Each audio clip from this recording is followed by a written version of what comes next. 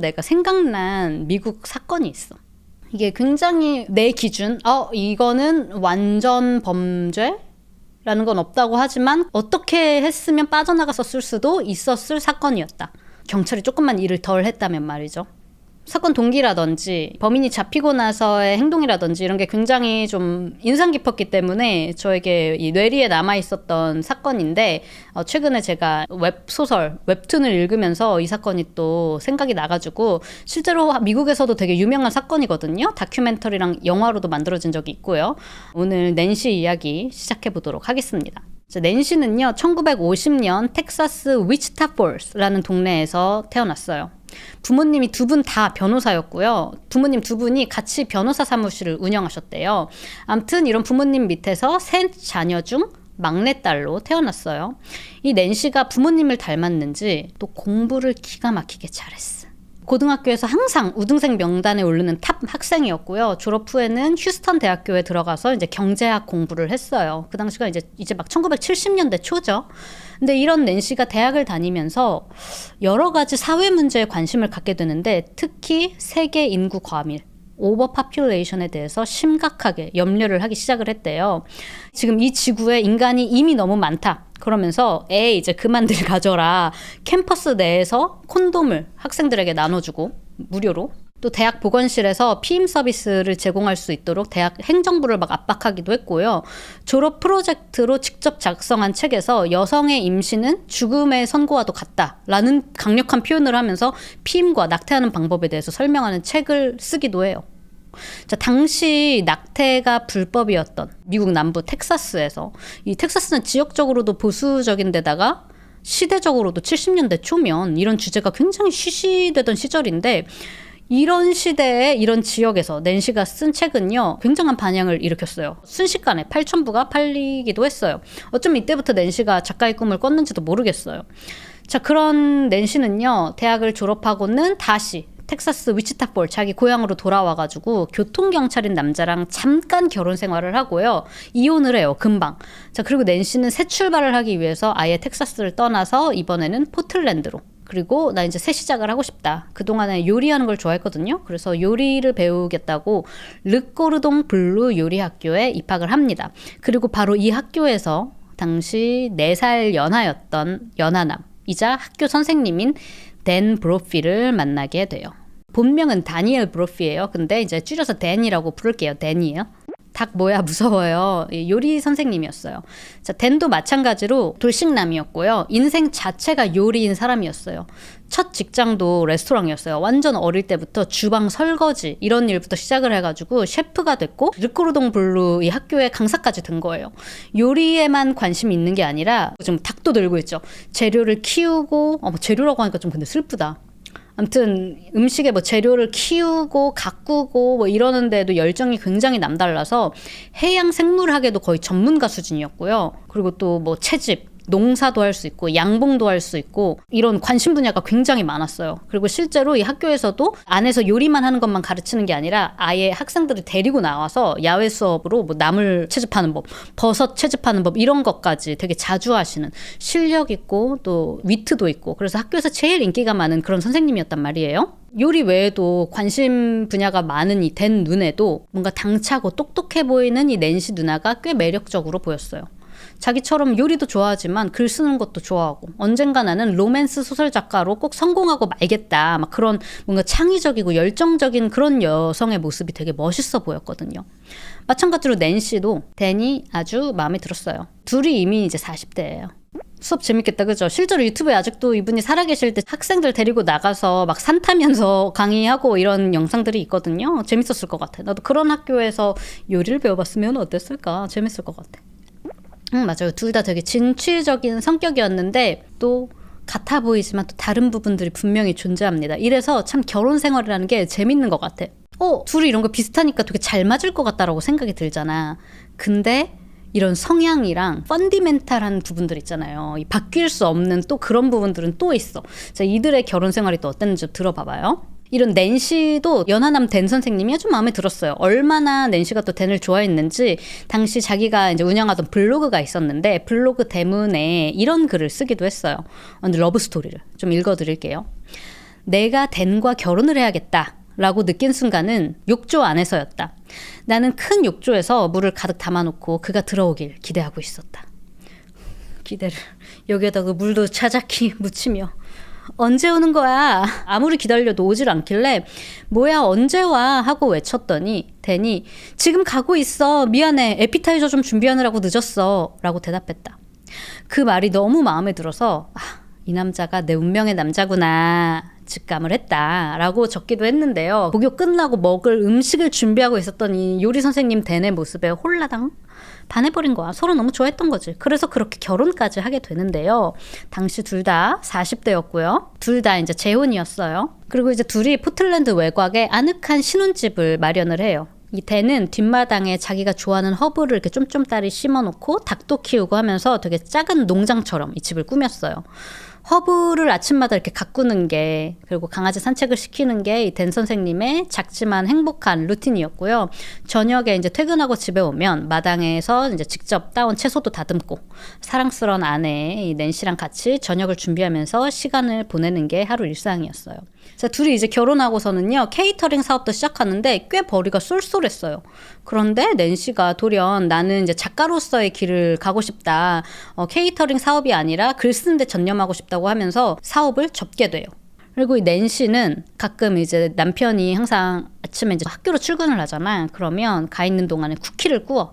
내가 만든 쿠키 하고 학교 가서 학생들이랑 나눠 먹으라고 이렇게 주러 가기도 했대요.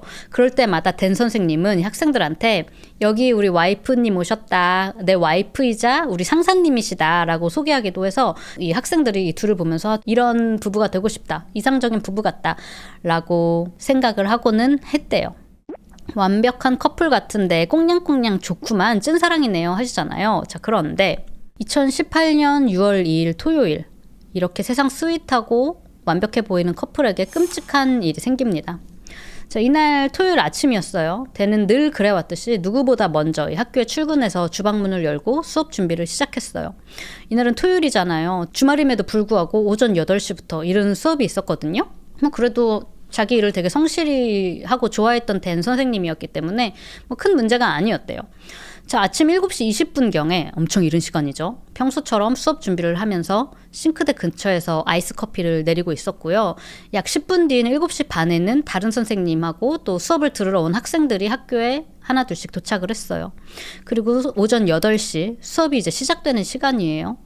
도착한 학생들이 오늘은 무슨 수업할까 하고 교실 문을 딱 열었는데 평소 같으면 아이스 커피를 한 손에 들고 쪽쪽 마시면서 왔어 굿모닝 하고 학생들을 맞아주셨던 댄 선생님이 싱크대 앞에서 맥없이 그대로 쓰러져 있는 거예요. 싱크대에는 물이 막 콸콸 틀어져 있는 게 마치 방금 전까지 커피를 만들던지 뭘 하다가 갑자기 무슨 일이 생긴 것 같았어요. 예를 들면 뇌졸중이라든지 심장질환 같은 그런 거요.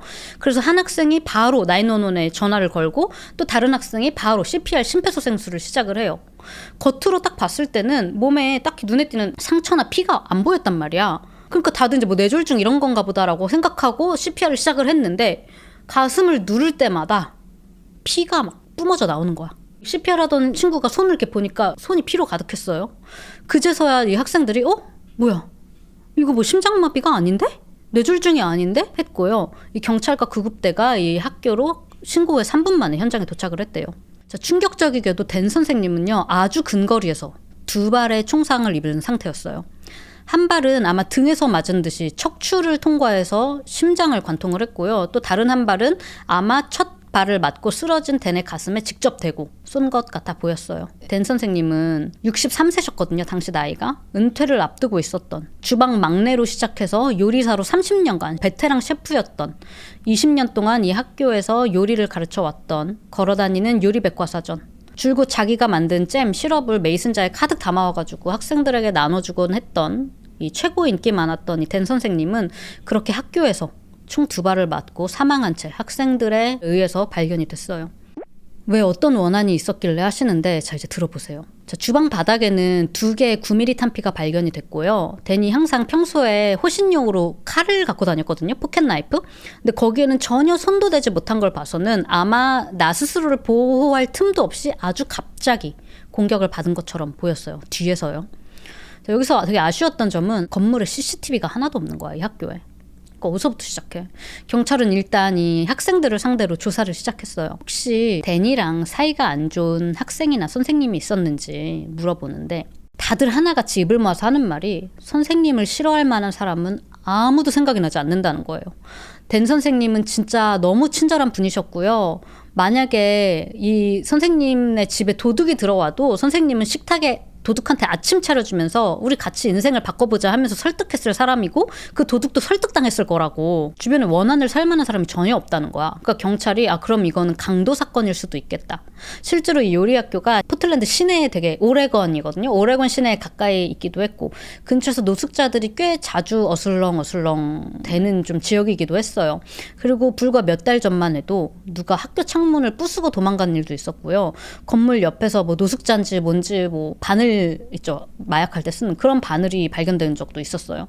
또 바로 이날 아침에도 노숙자가 건물 옆에서 쓰레기통을 뒤지고 있었다는 거예요.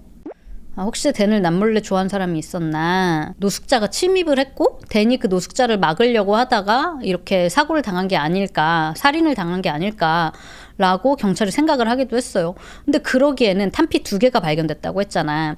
여기에 사용된 총이 글록 17이라는 총이래요.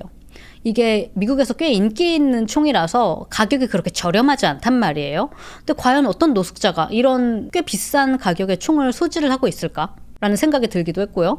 또 강도라기에는 학교 안에 값비싼 뭐 음식 재료라든지 뭐 기구라든지 혹은 댄의 지갑이라든지 이런 그 어떤 것도 사라진 게 하나도 없었어. 뭔가 시간대가 계획적인 느낌이 든다. 아니면 댄에게 어두운 숨겨진 이면이 있었던 거 아니냐. 자, 곧이어서 현장에 댄의 소울메이트이자 와이프인 낸시도 도착을 합니다. 낸시도 마찬가지로 남편이 누구한테 원한을 살 만한 사람이 아니라고, 내가 25년 동안 이 남자랑 살았는데 살면서 단 한 번도 남편이 누구 험담 한 번 한 적이 없고 누구랑 싸운 적도 당연히 없다고 그렇게 이야기를 했어요. 그러면서 이제 와이프가 하는 말이 댄보다도 더 이 학교에 일찍 오는 직원이 한 명 더 있다.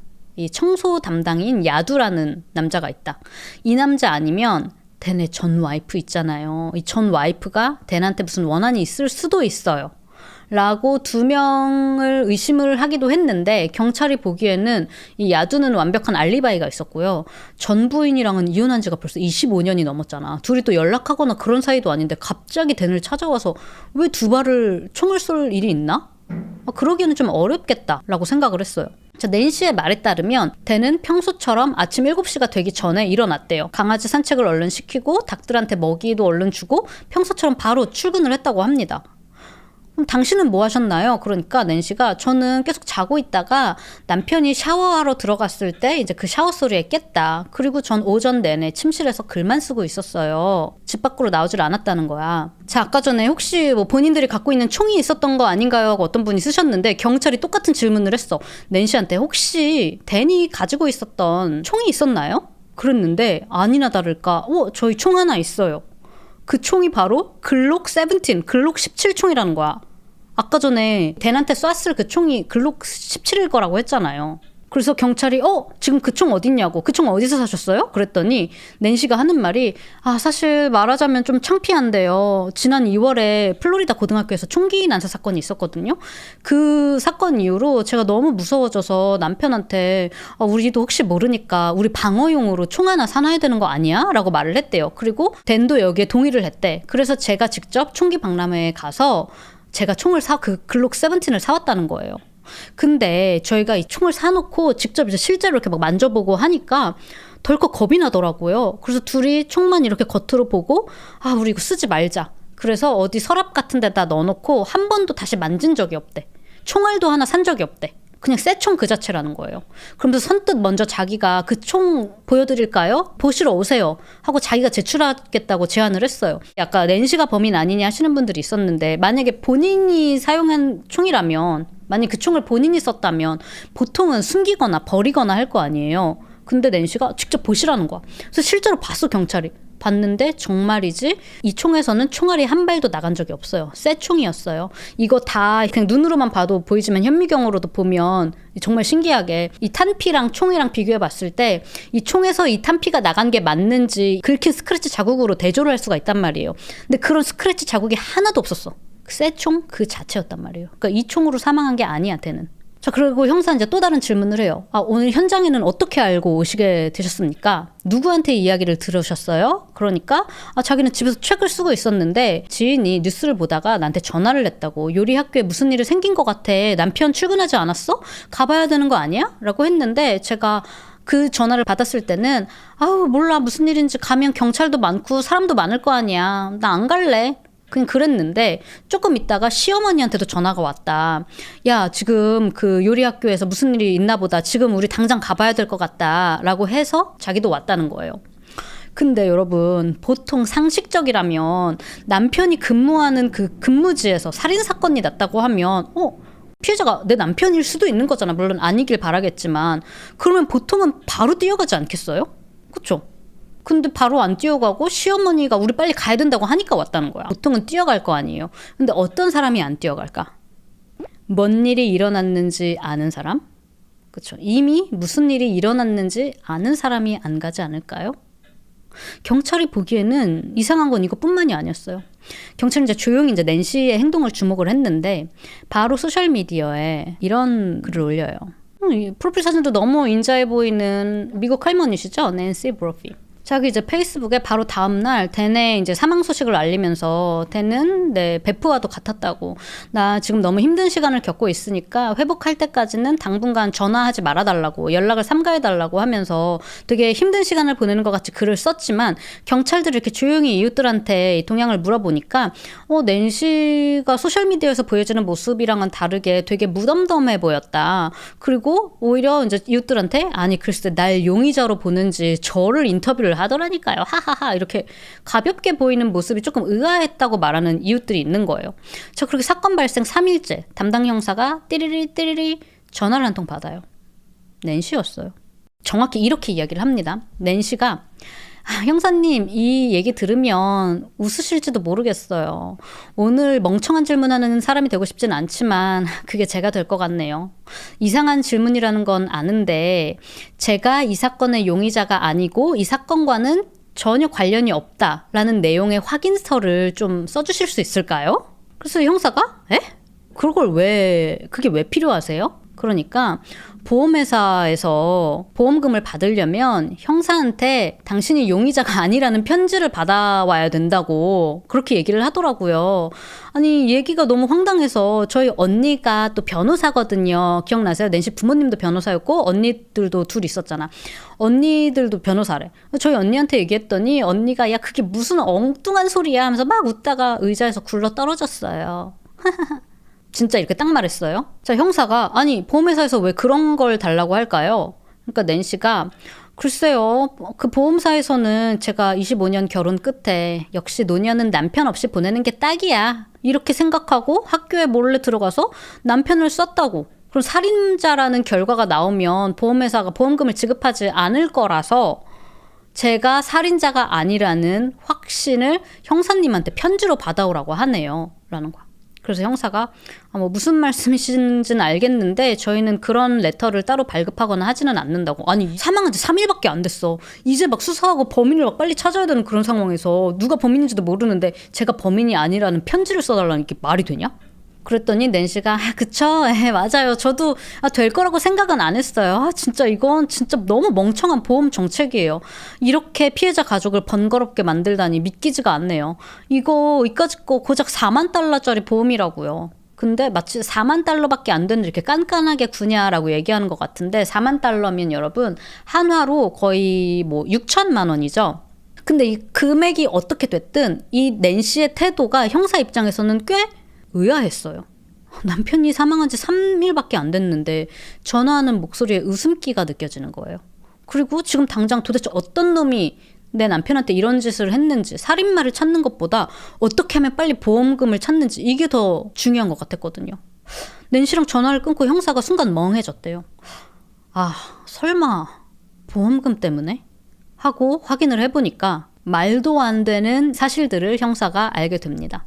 고작 4만 불짜리 생명보험이 있다고 이야기를 했는데 사실은요. 낸시는 남편 이름 앞으로 생명보험을 10개를 들어놨어. 그래서 4만 달러가 아니라 총 140만 달러. 그러면 한화로 얼마일까? 20몇 억인데? 14만 달러도 아니고 40만 달러. 이 둘이 경제적으로 그럼 좀 넉넉했나? 생명보험을 많이도 들어놨네? 희한하게 낸시 앞으로 들어간 생명보험은 하나도 없어. 댄 이름으로만 생명보험금이 10개가 들어가 있는데 매달 100만 원이 넘는 돈을 이걸 때문에 다달이 내고 있었단 말이에요. 근데 둘이 재정적으로 완전 살얼음판이었어. 집 모기지도 제때 내지 못해가지고요. 그 주택 상환금 있죠. 이거 밀려서 6,000달러 넘게 거의 뭐 800, 900만 원을 빚을 지고 있었는데 이 주택 상환금을 못 내도 1년에 보험료만으로 거의 16,000불, 거의 뭐 2천 몇만 원을 이것만큼은 빼놓지 않고 매달 꼬박꼬박 내고 있었다고요. 지금 모기지 상환 못해서 당장 집 없이 길거리에 나앉게 생겼는데도 생명보험 10개 든 건 하나도 해지하거나 중단하지 않고 꼬박꼬박 계속 내고 있었다고. 몇 년을. 여러분 기억나세요? 둘이 결혼하고 초반에 케이터링 사업을 운영하고 있었고 꽤 잘 되고 있었는데 갑자기 낸시가 돌연 그만둬야겠다고, 나는 작가로서의 길을 걷고 싶다 하면서 그만뒀다고 얘기했잖아요. 그때 낸시가 이랬어. 나는 지금 케이터링 이거 만들 때가 아니다. 나는 작가로서 성공할 사람이기 때문에 글 쓰는 거에만 집중을 하고 싶다고 얘기를 했단 말이에요. 근데 댄은 이 사업을 혼자 영위를 할 수는 없었어요. 왜냐면 학교에 수업 가야 되고 바쁘니까 낸시가 없이는 이 사업을 더 이상 운영할 수가 없는 상황이었단 말이야.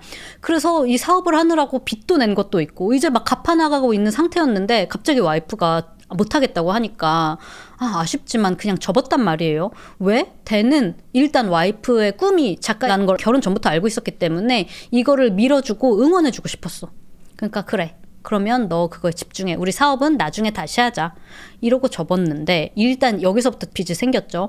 그리고 낸시가 이때부터 다른 일을 하지 않고 본격적으로 셀프 퍼블리싱, 개인 출판 뭐 이런 걸로 로맨스물, 진짜 글을 열심히 써가지고 로맨스물을 내요. 보통의 주제는 몸 좋고 잘생긴 이런 알파남과의 러브스토리였어요. 제가 직접 다 읽어보지는 못했지만 읽고 싶은 생각도 없고 그 평가 리뷰들을 이렇게 좀 보면 글들이 꽤 조잡하고 난잡하다 라는 리뷰들이 대부분이었어요. 실제로 판매량도 뭐 거의 없었고요.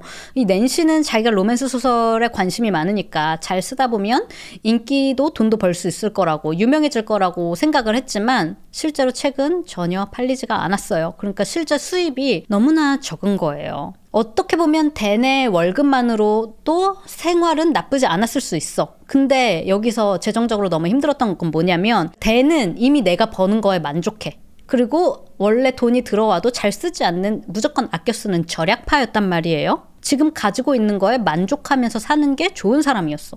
그냥 애들 가르치고 집에 와서는 정원 가꾸면서 아내랑 같이 저녁 만들고 시간 보내면 그게 행복이야.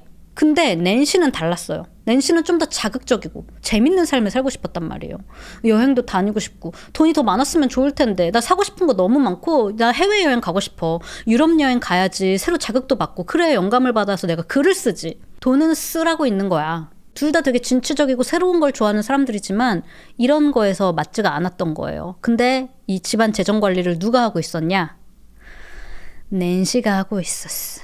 사고 싶은 건 많은데 빚은 자꾸 생기지. 남편 월급 벌어오는 건 똑같지. 책은 다음 달은 좀 더 팔리겠지. 아유, 다음 주에 내가 새로운 책 낼 거야. 그거는 대박 예감이다 라고 생각하는데 책은 하나도 안 팔리지. 그 신용카드가 낸시 이름으로만 막 여러 개가 있었어요.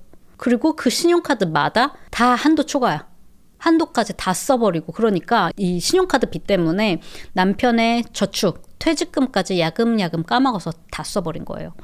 이 저축 퇴직금도 자기 돈이 전혀 아니에요. 다 댄이 학교에서 받은 그 돈들이었어요.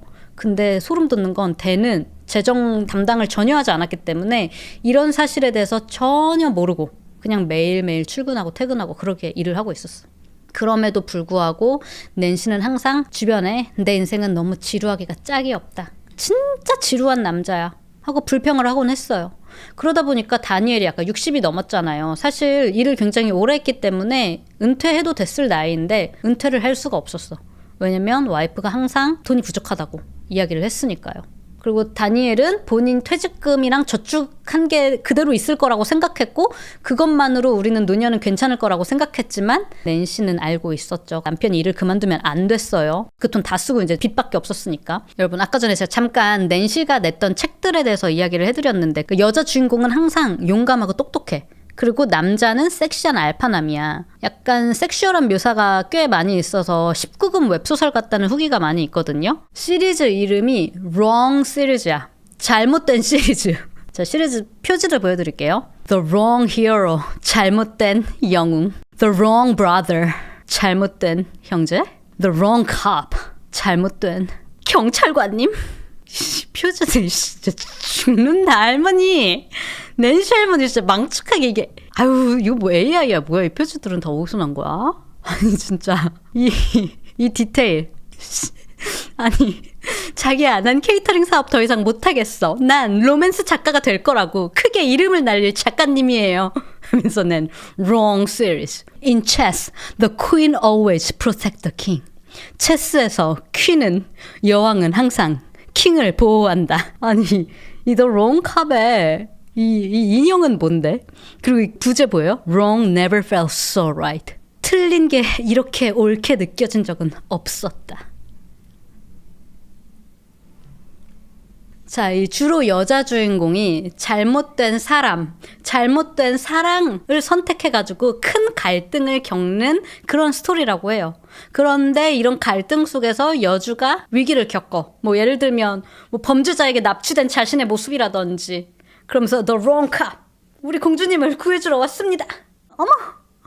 수사관님 하면서 이런 위기 속에서 여성과 남성이 서로의 진심, 감정을 알아가는 그런 wrong series. 네, 이런 책들을 내셨는데 얼마나 잘못된 건데요. 여기 써있죠. 얼마나 잘못됐는지는. The wrong never felt so right. 얼마나 잘못됐는지 너무나 옳게 느껴졌대잖아. 끝에는. 얼마나 잘못된 걸까? 형사들이 이런 낸시가 쓴 화려한 소설들도 읽어봤겠지? 무슨 내용이 있나? 야, 이런 걸 조사하다가 형사가 소름 돋는 2011년 낸시가 직접 쓴 에세이를 발견을 하는데요. 왜 소름이 돋냐? 제목을 봐주세요. 제목이 How to Murder Your Husband. 남편을 죽이는 법이라는 에세이였어요. 작가들 커뮤니티에 자기 이 글, 남편 살해하는 방법에 대한 글을 소개하면서 이런 글을 덧붙이는데요. 직접 쓴 글이에요. 작가로서 전 살인에 대해서 꽤 오래 생각해 왔어요. 물론 저는 감옥에서 오랜 세월을 보내고 싶진 않아요. Because I don't like jumpsuit and orange is not my color. 왜냐면 전 점프수트도 싫고 죄수복이 점프수트잖아요. 오렌지색에. 그리고 오렌지색은 제 퍼컬이랑은 안 맞거든요. 자, 이어서 남편을 죽여야 하는 이유가 되는 동기 5가지를 쓰기도 했어요. 첫 번째 이유로 경제적 이유. 그리고 가로 열고 이거는 정말 큰 이유입니다. 가로 닫고. 살인 동기 첫 번째, 경제적 이유. 얘들아, 이혼하려면 돈이 많이 들어. 그리고 너 정말 남편이랑 재산을 반띵하고 싶어? 만약 네가 네 남편의 돈을 보고 결혼했다면 그렇다면 네가 그 돈을 다 가져갈 권리가 있다고 생각하지 않니? 그런데 문제는 경찰이 그렇게 멍청하지만은 않다는 거야. 아마 네가 제일 먼저 의심을 받을걸? 그래서 우리는 냉정하고 똑똑해져야 돼. 생각해봐. 남편이 배 같은 거 타고 나갔다가 흔적도 없이 사라진 경우는 그 전에도 여러 번 있었다고. 당신 남편이라고 그렇게 없어지지 못할 이유가 있나요? Why not? 두 번째, 우발적 범죄. 열받아서 네가 남편 머리를 후려치거나 식칼로 찔러버렸다고 하자. 증거는 무조건 너한테 남아. 모든 살인은 흔적을 남기기 마련이라고. 이런 분노에 쌓인 살인 용의자로 집 밖에 있는 사람을 지목하진 않는다고. 그러니까 경찰은 너를 지목하겠지. 그리고 카펫에 묻은 그 피는 다 누가 치워야 할까? 자, 세 번째, 살인 동기. 다른 사람과 사랑에 빠지다. 네가 바람이 났는데 네가 다니는 교회에서 이혼하는 걸 별로 안 좋아할 수도 있잖아. 네가 너무 십계명에 얽매이지 않는다면 이렇게까지는 하지 않아도 되겠지만 그래도 욕 안 먹으려면 과부가 되는 방법이 제일 깔끔한 거지 뭐. 동기뿐만이 아니라 남편을 어떻게 죽일 수 있는지 무기들도 나열을 했는데요. 거기에는 총기, 칼, 끈, 독약 등등 금방이라도 실행을 할 것처럼 되게 구체적으로 적힌 글이었어요. 이것도 읽어드릴까요? 살인무기 첫 번째, 총. 시끄럽고 지저분하고 스킬도 필요함. 단점, 조준 잘못할 수 있음. 두 번째, 칼. 정말 가까이서 찔러야 함. 피 여기저기 다 튀기고. 으악. 세 번째, 끈. 상체 근력이 꽤나 필요할 것 같음. 네 번째, 독약. 보통 여자들의 무기라고들 한다. 가장 많이 사용되는 약이 있긴 한데 그것도 금방 추적되기 쉽다고. 거기다가 바로 죽으면 다행이지만 진짜 죽는 데까지는 몇 달이 걸릴 수도 있어. 아픈 남편이랑 몇 달씩이나 같이 놀아주고 싶은 사람? 이런 글들. 거기다가 10개나 되는 140만 달러의 생명보험 가입. 형사들은 낸시를 굉장히 강력한 용의자로 봤지만요. 어떤 결정적인 증거를 찾을 수가 없었기 때문에 낸시를 이것만 가지고 체포하기는 부족했어요. 이미 10년 전에 쓴 글이라고. 이런 글을 썼다고 살인자가 되는 건 아니니까요. 무서워 낸시 할머니 청부살인 아니냐 하시는데 진짜 무서운 사람이야. 진짜 처음에 아까 했던 말 기억나요? 어쩌면 이 살인 혐의에서 벗어날 수도 있었다. 기가 막혀. 계속 들어보세요. 자, 형사들이 가장 아쉬워했던 부분이 이 학교 안에 CCTV가 없었다는 점이었어요. 근데 요리학교 주변을 수색하다가 바로 앞에 피자 가게 외부에 카메라가 설치되어 있는 게 있었던 거야. 경찰이 이 피자 가게 주인한테 혹시 이거 지금 녹화되고 있는 건가요? 저장되고 있나요? 그랬더니 피자 가게 사장이 네 라고 대답했어요. 자, 형사들이 이 녹화 영상을 돌려봅니다. 아까 댄 선생님의 시신이 오전 8시에 수업 시간에 맞춰 들어온 학생들이 발견했다고 그랬잖아요. 자, 학생들은 이미 8시 전에 7시 반쯤에 하나둘씩 학교에 도착해 있었어. 근데 그 누구도 총소리나 비명소리를 듣지를 못했기 때문에 아마 범행 시간은 댄이 학교에 도착한 오전 7시 20분에서 이 30분, 그 10분 사이에 벌어졌을 거라고 예상을 했단 말이에요. 그런데 이 CCTV를 돌려보니까 한 회색 미니밴이 7시 8분쯤에 이 학교 앞에 들어왔다가 7시 28분에 빌딩에서 나가는 거예요. 그 살인사건이 있었을 20분에서 30분 사이에 있었다가 나갔다는 거잖아. 근데 이 CCTV 영상을 돌려보니까 형사가 보기에 너무 낯익은 차인 거야. 저기서 봤던 차지? 어디서 본 차였을까? 낸시네 집에 갔을 때 집 앞에 세워져 있었던 낸시 차랑 똑같은 2007년식 도요타 회색 밴인 거예요. 우연이겠지. 낸시는 그날 아침에 집에서 한 발자국도 안 나갔다고 했다고. 침대에서 글만 썼다 그랬잖아, 낸시 할머니는. 그리고 도요타는 많이 차는 차니까. 형사들이 영상을 돌려보고 화면을 이렇게 확대해서 보는데 어머나, 운전석에 앉아있는 백발의 할머니가 낸시랑 똑 닮았네. 자, 거기다가 차에 있는 스크래치 자국도 낸시 차에 있는 스크래치랑 똑같았고요. 결정적인 거는 창문에 주차장 스티커가 붙어져 있었는데요. 낸시 자동차에도 그 똑같은 위치에 똑같은 스티커가 붙여 있는 거야. 이 스티커는 심지어 낸시 차에 그 주차 스티커 필요하다 그래가지고 시어머니가 갖다 준 그 스티커였거든? 그 교회 주차장에서 받아가지고. 그거랑 똑같은 게 거기 있는 거예요. 저렇게 경찰은 낸시가 범인이라는 거를 거의 확신을 했고요. 이제 정식으로 영장을 받아가지고 낸시가 갖고 있었던 보관 창고들을 수색하면서 기가 막힌 걸 발견을 하는데, 아까 전에 기억나세요? 우리 총 한 대 있었다고. 글록 17. 총 하나 있었다고. 근데 실제로 보니까 너무 무섭고 그래가지고 만져만 보고 한 번도 쓴 적이 없어요 라고 했잖아요. 근데 총이 너무 무서웠어요 라고 했던 낸시 창고 안에서 고스트 건 키트가 발견이 된 거예요. 아니, 그냥 일반 총을 하나 더 산 것도 아니고 총은 하나 더 사면 기록이 남잖아. 고스트건 키트는 기록이 안 남아요. 대신에 조립해서 직접 써야 돼. 루이즈 만지오네가 그 유나이티드 헬스케어 사장 죽인 것도 총을 추적할 수 없었던 게 고스트건 키트를 루이즈가 조립해서 쓴 거잖아. 그걸로 사람을 죽인 거잖아.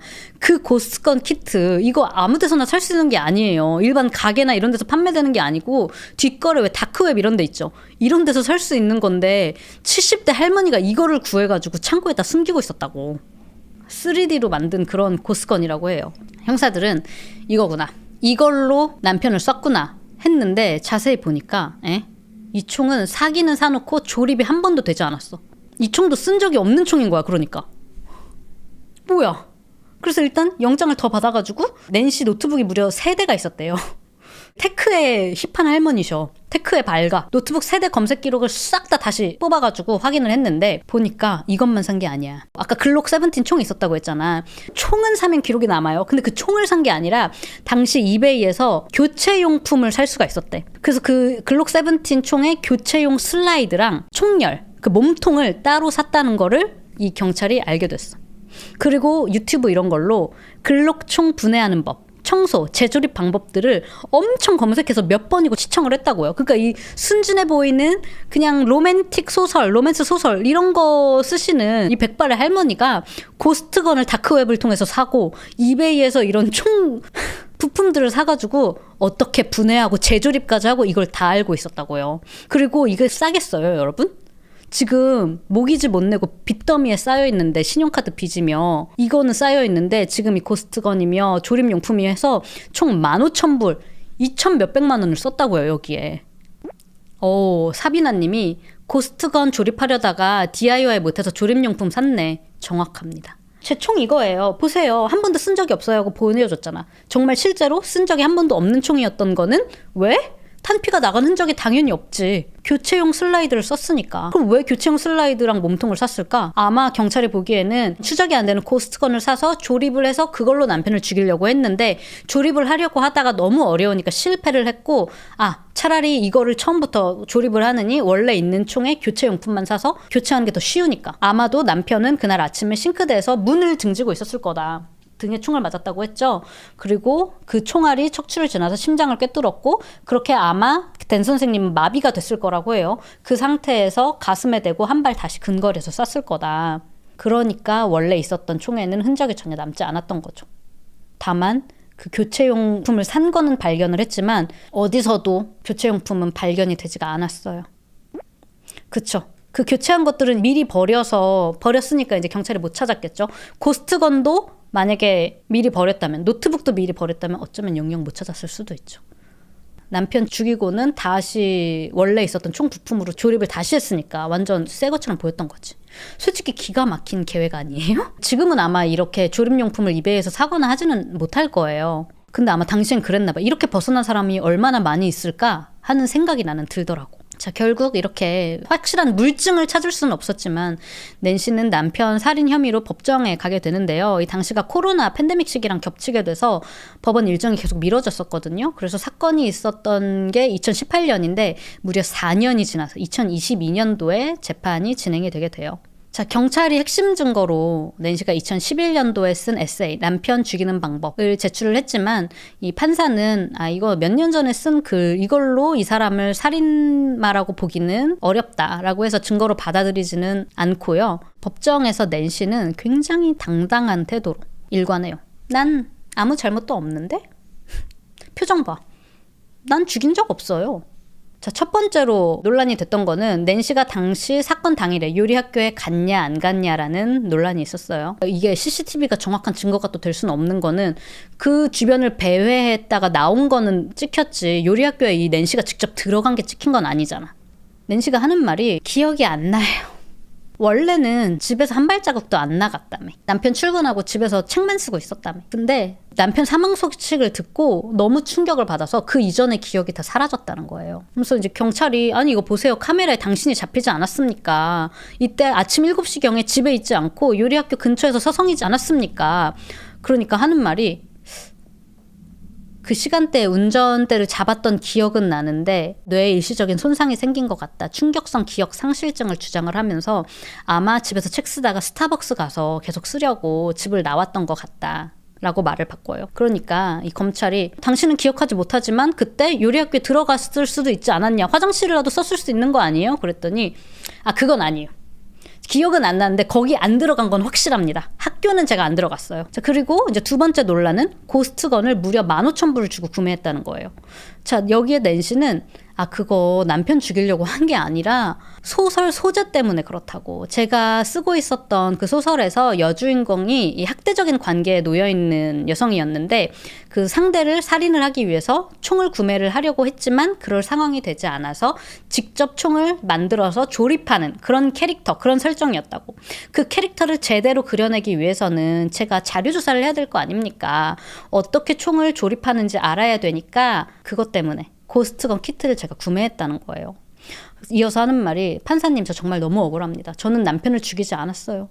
조립된 총도 조립 안 된 총도 사라진 부품 어쩌고 저쩌고 하는데 지금 검찰에서 주장하는 내용이 너무 허무맹랑하다. 이거 거의 사건을 제가 했다고 반창고로 붙여놓은 수준이에요. 이거 지금 말도 안 됩니다. 라고 오히려 눈물로 호소를 하면서 자기가 얼마나 댄을 사랑했는지 모른다 하고 눈물까지 보였고요. 낸시 가족들이 증언하러 나와가지고 우리 이모가 댄한테 그런 일을 했을 수가 없다. 둘은 엄청 꽁냥꽁냥한 커플이었고 낸시는 진심으로 남편을 사랑했습니다. 제가 비혼주의자인데요. 우리 이모랑 이모부처럼 살 수만 있다면 결혼하는 것도 나쁘지 않겠다라는 생각이 들 정도였어요. 라고 증언을 하게 돼요. 그러면 너는 이모 같은 사람이랑 만나서 결혼하면 되겠네. 그죠?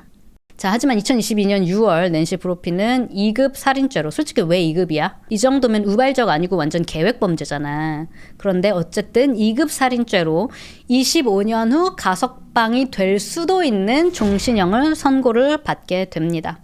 자, 이 재판이 끝나고 담당 형사들은 진짜 이 낸시 브로피 이 할머니는 진저리가 나는 인간이었다고 끝까지 인정을 하지 않았어요. 낸시 사건처럼 이렇게 많은 수색영장을 이 지역 경찰이 이 역사상 이만큼 써본 적이 없었대.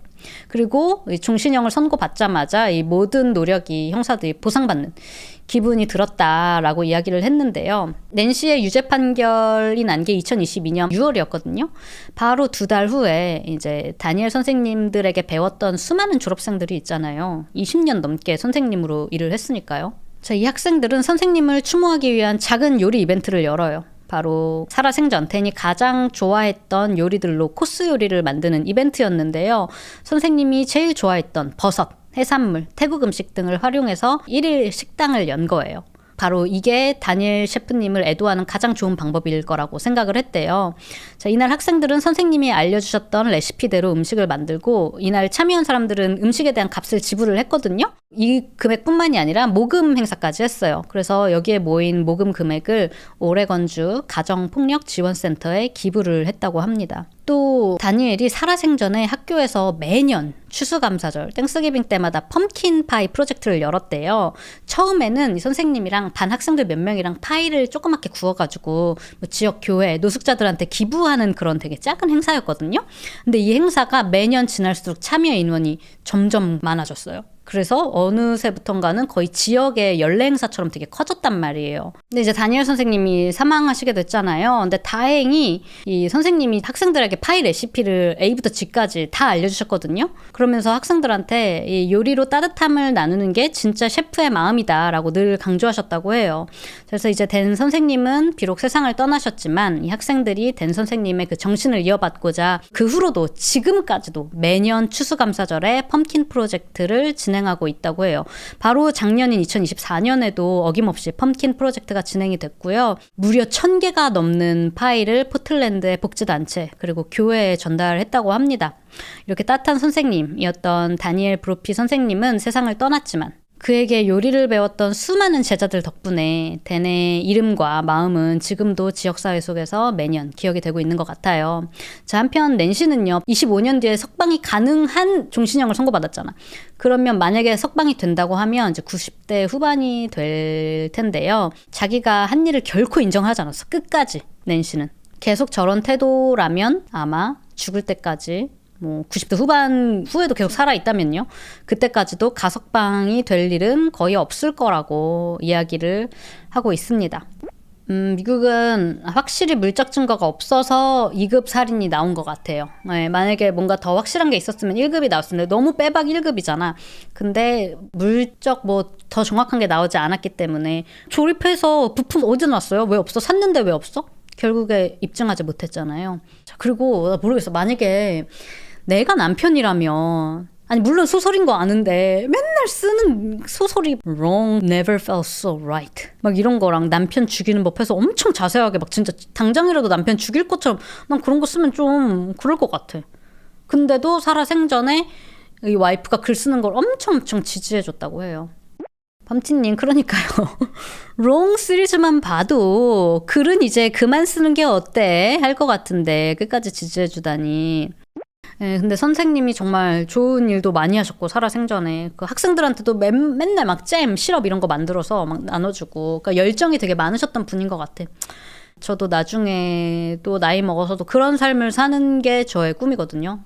항상 뭔가 열정이 있고 배우고 나누고 약간 그런 삶을 살고 싶은데 그랬던 분이었는데 너무 아쉽게 저 웬 미친 사이코 같은 와이프 때문에 일찍 세상을 뜨게 됐죠. 오늘 제가 준비한 미국 사건 이야기는 여기까지고요. 저는 다음번 또 다른 미국 사건 사고 이야기로 돌아오도록 하겠습니다.